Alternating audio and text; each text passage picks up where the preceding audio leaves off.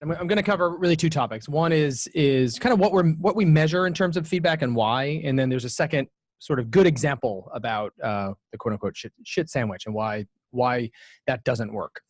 So in terms of, I think one of the cool things with having Stuti in the education arm at NextJump is that we're able to take really research, and there's been, bunches done around what makes effective org design, what needs to change in companies. This is from, a couple guys that are kind of leading lights in this field, Argus and Sean, who is, they were the professors of Keegan, that kind of thing, which in many ways is saying just different words or maybe similar words to what Charlie was saying yesterday. That 20th century org design was about, always being right, act rational, God forbid you show your emotions, no crying at work, avoid embarrassment at all cost. And that adds up to, organizational silence. It adds up to everyone being fake. It adds up to the second job. It adds up to you have kind of a work persona, and that's not really you. And then you have your actual you. Versus, if you want to create a culture that is steeped in learning and people growing, and everyone in the culture, not just certain people, but everyone is in an environment where they're expanding and growing, it's about leveraging intuition, exposing feedback. There are multiple channels of feedback. There are dedicated avenues for recognition. And I like this phrase that these people use, that enable others to infer and interpret the meaning in one's actions as accurately as possible, which kind of goes to the shit sandwich example in a few minutes. But the term we use at NextJump is lying, hiding, and faking. Like when you're lying, hiding, and faking, people, I'm having some interaction with you and there's something in my head that I'm actually trying to get done, but I'm not actually being upfront about it. And that makes organizations, that makes people not learn as fast. If you go to the next page, I can drive. So the paradox, feedback is central to going from very traditional command and control compliance-based organizations to 20th century healthy or 21st century healthy organizations. So why don't we use feedback more effectively? Because it does correct errors, it advances task performance, it fosters the employee voice, but feedback conversations tend to feel high stakes as they're tightly coupled with performance evaluations. I think that's the number one thing. That in most organizations, the only feedback that you get is really at this kind of, maybe you have an annual review or a biannual review, and it's basically, I'm saying this is kind of feedback for how you could do better, and then everyone's just waiting for the conversation about, well, am I going to get promoted or not, or do I get a raise or not? And it isn't effective at actually helping people develop. Two other things which I think are just very prevalent. We've seen this in so many organizations that we work with. Two things. One is this idea, this kind of truism that you praise in public and criticize in private. You must do that. Once again, that holds back people from learning because once again, everyone's just kind of faking and not being upfront about what their development area is. And the third one is the prevalence of the shit sandwich. Like, even if I am going to give you some developmental feedback, I'm going to have to, I'm going to kind of layer it in with a bunch of praise at the same time. And we'll go into more depth of that in a few minutes about why that doesn't work. Go to the next page. So this is really a preview for tomorrow. So tomorrow we're going to go into more metrics about actually what's happened here and our feedback analytics applied to data from the 3-day period. But when we think about feedback and moving a company into the 21st century model, there are two dimensions that lead to greater performance. One is decreasing organizational silence, which has to do with feedback giving. And the second is increasing the rate of learning. So people are learning more. So the measures that we look at under decreasing organizational silence, there's really four kind of in sequence. So one is just getting participation. So 10X, for example, is a program that gets participation and people giving each other feedback. You can actually measure it. How many people in this audience, gave feedback? How many people in our company give feedback on a monthly, quarterly, weekly basis? So you can actually measure that. Are people engaged in, what very directly addresses organizational silence? Are they practicing giving feedback? The second level is expectation score. So when you're in the app, you can kind of give a 1, 2, 3, 4. And the idea is that over time, you should have we want people to have a learning mindset and to be helping people grow. And there's some expected distribution of that. I think basically what we see is around 80% ones and twos, 20% threes and fours. That breaks out into 30% ones, 50% twos, 15% threes, 5% fours. And you want to make sure that people are kind of balanced and actually kind of have that spread. You don't want people too negative. I mean, the point is to help people improve, not just to give, negative feedback for the point of negative feedback, nor do you want people that are overly kind of positive and just doing kind of pats in the back. So there's a lot of kind of metrics around how, kind of what a healthy distribution looks like. The third level is authenticity.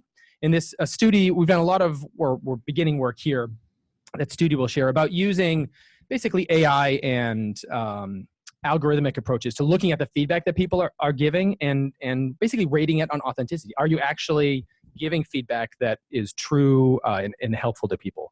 There are different measures of that. They're very basic ones, like called 0 calorie feedback. When we ran a 10X event at Luke Air Force Base a couple weeks ago, and a bunch of kind of very, very junior members of the team, they left feedback like GOAT, which I had no idea what that meant. So apparently that means I'm old. So greatest of all time. So that's just not useful feedback, right? They were leaving that kind of sort of very short. It's not intended to help them improve. It's sort of funny, but that's low calorie. So we can evaluate, is it 0 calorie feedback or not? Using these kind of semantic tools, you can actually rate and measure on authenticity, on things like, is it analytical? We found that people that try to produce feedback that's very analytical, very structured, it takes too long to do that. And so that tends to lead to less authentic feedback. Improvement orientation, another kind of new dimension. You can actually evaluate the text around, in terms of the tone, and there's a measure called clout, which actually allows you to measure, is a person actually trying to be helpful? And so we're applying this kind of machine learning and kind of AI aspects to authenticity. And the fourth aspect is empathy, because you want people to give each other the truth. That's the idea. Like, how do you actually get an environment where people are giving each other the truth with the intention to improve? And then layer on top of that the idea to have really good bedside manner. Like, how do you do that? Combine care plus that truth. How do you do that? And that's also measurable. Now, the point of that, by doing these things, this increases or decreases organizational silence, because you're actually encouraging people to kind of speak up and say things that aren't GOAT, aren't kind of 0 calorie, but say things that are meaningful and challenging to each other, helping each other improve for the purpose of what's on the right, which is to increase the rate of learning. And when we look at people's feedback history, we have people fall into one of 4 segments. Your feedback is either trending up, like you're doing better. So you went through a period where you're trying something new and people are like, that's better than you normally do. That's awesome. The next green is trending down, what we call investment and loss. So you're actually doing worse than you normally do. If you notice that both of those are green, because at Next Jump, we've redefined what bad is. Bad is the red stuff. Bad is that you're either, the worst thing is hiding, meaning you're not getting any feedback at all, or you're just flat. You're kind of doing the same thing that you've always been doing. That means you're not learning. Our data shows that the strongest correlation that we found in our data is that the worst performing teams are led by leaders who are hiding. So if you looked within Next Jump, within other organizations that are using our feedback app, the leaders who aren't putting themselves out there, who aren't trying things, who are literally hiding, their whole team mimics all of that. And so they end up with these teams that are literally not learning, because they're taking that leader's behavior and just it's spreading throughout their whole team. So the bad thing is you don't want to be in red. You do not want to be hiding. You do not want to have kind of flat, just doing the same thing. You want people that are going through this cycle here in green of you're doing badly because you're trying something new, you're investing in loss, and then you hit a personal best. So if you look at our most innovative people, if you look at the people that are really making things happen, they have this pattern of they'll have periods of kind of negative feedback, and it'll pop up into periods of very high feedback. And those are correlated. The fact is, in order to produce really great work, in order to innovate, in order to move things forward, you have to invest in loss, and that pays off. What doesn't pay off is just kind of doing the same thing over and over again. Yeah, I'm going to jump in just for one quickly. One notion on the feedback app is, as you went through it yesterday, is needs improvement. So one of the challenges in traditional feedback align with the performance eval. If you get a needs improvement, that hits your eval, that affects your comp, that affects your promotion, et cetera. Decoupling the feedback, development feedback from the evaluative feedback allows us to kind of reimagine what bad is. So as Tom goes through, the bad being, as we think about it, is not trying, not putting yourself out there. So not getting feedback at all in the hiding, or playing it safe by doing what you always do well. The needs improvement, which Tom is talking about there, is we see the cycle in terms of ones that are really attacking it is they're putting themselves out there for a new skill, a new something. They're getting a bunch of needs improvement. They're getting feedback around what do they need to improve to get that. And as they work on it over time, what we see is the patterns come back as they try it again, maybe the second, third, fourth time, that their scores improve. That is what we found is the healthiest, and that's the indication of from learning. Right. So like I said, tomorrow we'll kind of show metrics behind this, but this is as the title of this, if there was a title on this page, would be leading indicators of performance. So when we see organizational silence going down and we see rates of learning in teams, especially with teams and individuals increasing, that leads to higher performance. If you go to the next slide.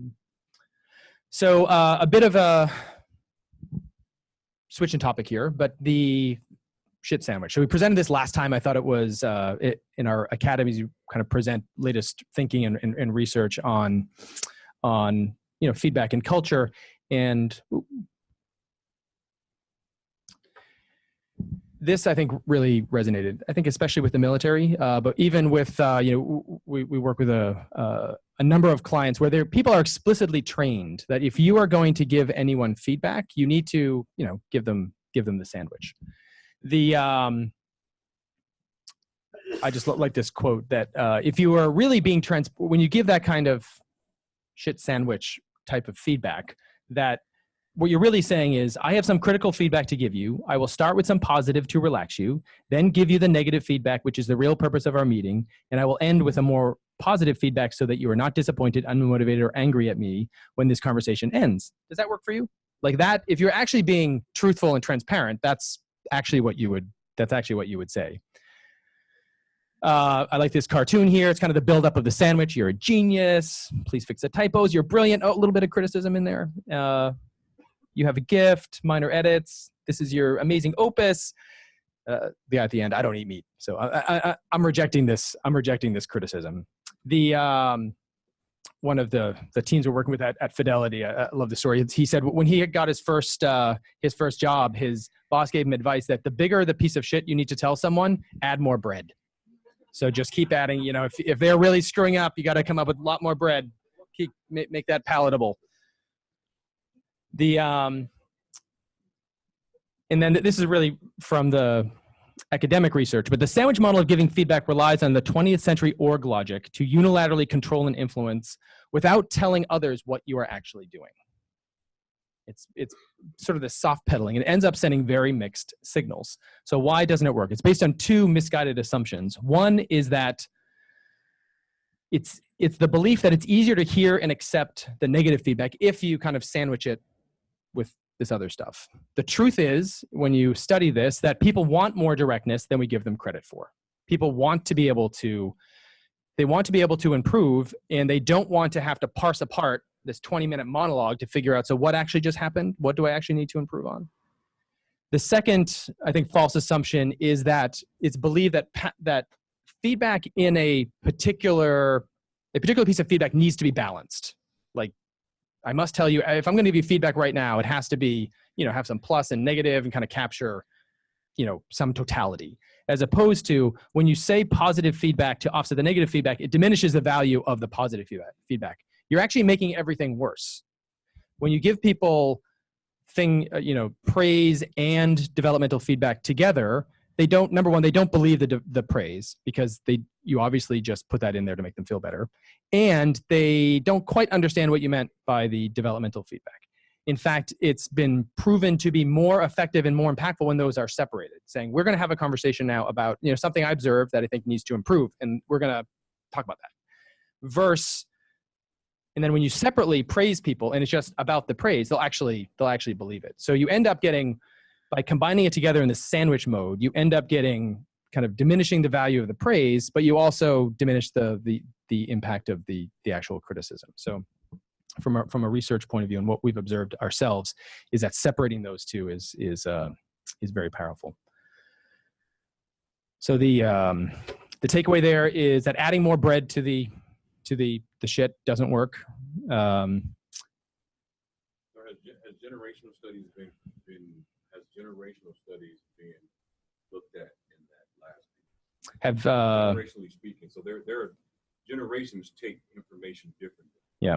Specifically millennial baby boomers, so on and so forth. Has that been taken into consideration with this? So two thoughts. One, there was a question from the audience here. We'll take questions after, but to answer that directly, Stuti will have probably a different perspective on this. But this research that I pulled up at the very beginning, that comes from it started in the 1970s. It's pretty long. It's a pretty long, robust history.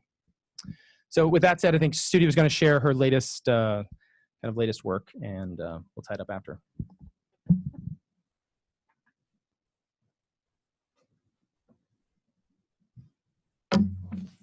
Hi, everyone. Hi, everyone. So as Greg mentioned, I've been at Nextrum for roughly about 9 months now, studying the feedback culture here. And I'm not sure this is going to work, right? No, it won't work because it's a PDF. So you can go to the next slide. And what I've been doing is a few different things. The first has been observations of actual feedback interactions. I've been sitting in on a lot of feedback conversations. I've been doing interviews with next jumpers, but there's a third piece which is more recent, and that is doing a linguistic analysis of the anonymous feedback data that NextJump has.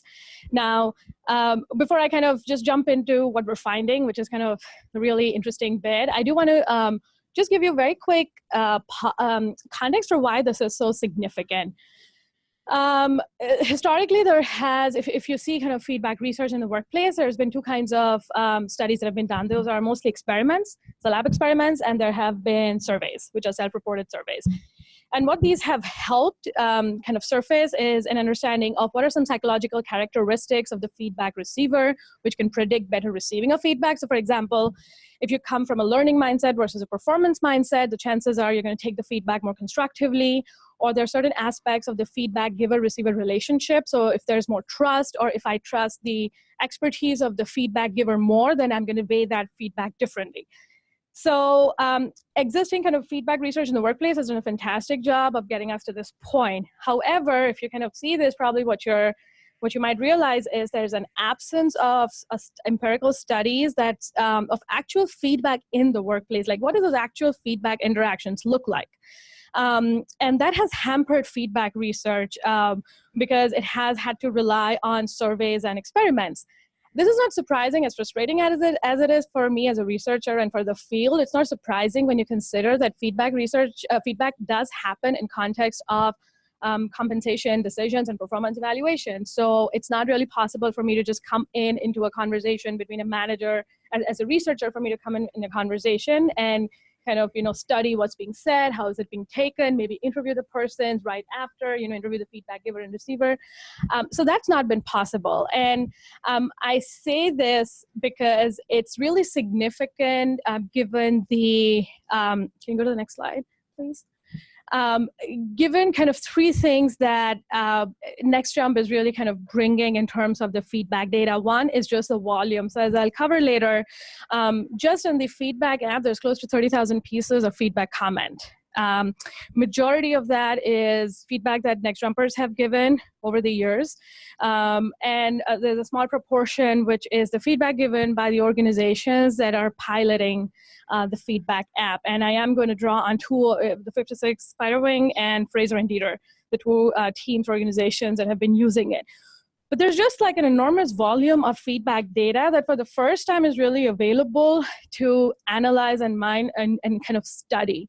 The second is the diversity. So like I said, it's based on organization, different teams and organizations, but really different individuals.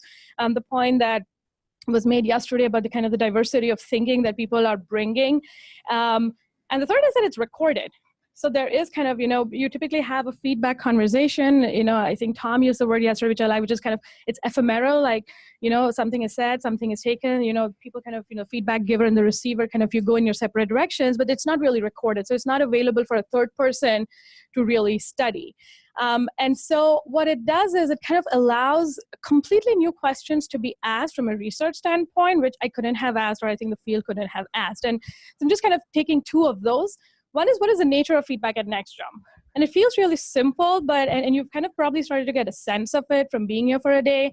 I've been here for 9 months. I've been sitting in on feedback, like lots, like tens and like close to 50 feedback interactions. I've got access, I've been given access to the app so I can see the feedback.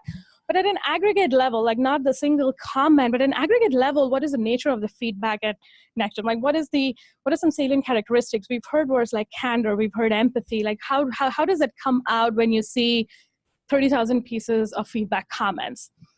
And the second is what, as a feedback giver, what are some dimensions that I can keep in mind when I want to give feedback? So this is a question that I know I've got in some of the previous academies, and I think Nextgem also gets, is like, what do I keep in mind as a feedback giver? Like, what can I pay attention to in order to be most helpful? So I'm hoping that some of this kind of very, like Greg was saying, this is very new, very emergent. Some of this analysis can start generating some insights on these two questions. Next slide. So this is essentially what we've done. I've had help, what I'm going to show here is I've had help from the engineering team at Nextgem. So I really want to call out John and Rachel who've really kind of helped with making some of this possible. But essentially we did a linguistic analysis of 30,000 plus feedback comments. And what we've used is this linguistic inquiry and word count. It's a gold standard, psychometrically valid text analysis application. And what it's doing essentially is, we've probably intuitively would agree that words have a lot of meaning. It reflects in the words that we use, whether in speech or in writing, reflect our beliefs or anxieties. And it also has a lot of emotional, like it can predict. Language researchers can use words to infer and predict certain emotional, psychological, and cognitive elements of the person who is either writing the text or is speaking. And so we've used LIWC extensively, used in research, the gold standard. And can you go to the next slide, please? Before I jump into the findings, I do want to give you a little bit of a view of what it does, because I think as kind of lay people, linguistic research is not strictly my area of research. And so I think it's helpful to know how it works to be able to make sense of the findings. But what it does is, you can imagine, this is a comment, really, this is an actual comment from the app. And what LIWC does, the text analysis application, is that it will take apart this comment literally word by word. I'm sorry, you can't really see this, but that's what it's doing here. Each row is one word, and it's trying to map each word into its dictionary. So the dictionary is at the heart of the text analysis strategy. This dictionary has over 6,400 words, which have been independently judged by researchers and categorized into 90 output variables. So again, sorry you cannot see it, but that's what the row is. There are 90 variables which reflect a whole range of psychological and cognitive dimensions. I'm just mentioning a few here. So positive emotion, negative emotion, anger, power, tentativeness. There are a whole bunch which are not as relevant when we're looking at feedback, like family, social. And what the software essentially does for most part, it records the frequency of the keywords. Can you go to the next slide, please? And this is the output that you get. I had to filter it so that it would fit in this page, because there are more than 100 variables here. What you get is essentially a percentage of the characteristic found in the text. So for example, if you can read this positive emotion, it says that about 7.55% of the words in the text fell under the positive emotion kind of construct. I want to draw attention to these 4 variables in the red box. They're not simple frequencies. They are based on language, previous language research and drawn algorithms, where it infers the text on these 4 measures. Analytic, I'll go into the details of each of these, but analytic is, are you using language that's more structured, more formal, more logical, versus more narrative, more time-based, more messy and unstructured? Cloud shows, the text that you're writing, it's essentially about pronoun use. How much am I, to what extent am I referring to I, like I, me, in the text, versus you, we, us. So that's what Cloud is taking. Authentic, as it says, how authentic do you come across in the text versus deceptive? And then tone is more simple, like is it more positive or negative? So this is what is kind of the phase 1 dimensions. We started with these kind of more than 100 variables, using both LIWC, but also there have been other linguistic analysis softwares that have built off from that. So kind of taking all of that and really culling it down to 6 metrics for this phase 1 of the work. These 6 metrics are, and as you read them, you'll probably see that they map onto what Tom presented.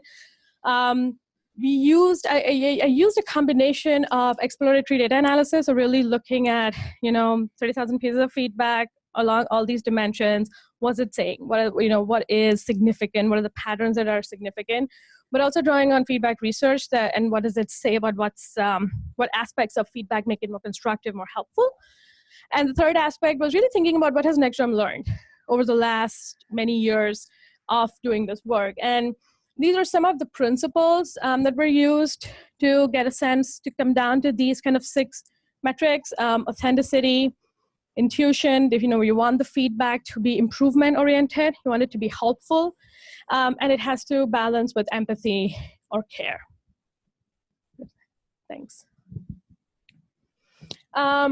So I'll leave you for a moment on this page. These are the 6 metrics, so starting with word count, some of you might be thinking, it feels really basic. As I go further, you'll see there's been some very fascinating correlations where word count does correlate with some of the other measures. Tone, positive, negative, cadence, Cloud, to what extent is it I-focused versus, the feedback receiver-focused. Authenticity, really correlates with the idea of lying, hiding, faking, to use NextGem terms. Analytical, logical, hierarchical versus narrative, and ridicule. One of the common concerns with anonymous feedback, often a question that comes up is, is it going to be used for like bullying purposes? Is it just going to give permission to feedback givers to say whatever they want to, insult, etc. And, this is just kind of the starting work. There's probably more that we presented later, but what we have seen, so we're measuring an element of ridicule, like what percentage of words in the feedback comment indicate ridicule. So this is the first kind of chart on the word count. I'll let you take it in, but as you can see, NextGem comments tend to be longer compared to the other 2 organizations. They average to 40 words per comment. What is interesting is that comments that are rated 1, 1, 2, 3, 4, that get a rating of 1 are longer. So they're longer, and through the comments that are rated 3s and 4s tend to be shorter.